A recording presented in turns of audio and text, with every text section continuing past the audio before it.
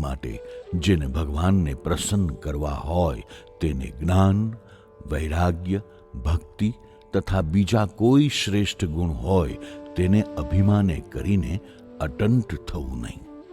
તો એ પુરુષના હૃદયને વિશે પ્રકટ પ્રમાણ એવા જે શ્રી કૃષ્ણ નારાયણ તે પ્રસન્ન થઈને નિવાસ કરીને રહે છે.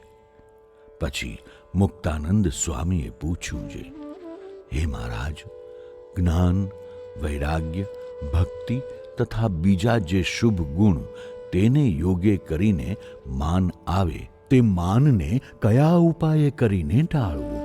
પછી શ્રીજી મહારાજ બોલ્યા છે, ભગવાનના ભક્તનું મહાત્મ્ય જાણીને પોતે દેહે કરીને તેમને નમસ્કાર કરે તથા તેમની સેવા ચાકરી કરે અને જો હૈયામાં માનનો સંકલ્પ થાય તો તેને ઓળખે ને વિચારનું બળ રાખે તો માન ટળી જાય.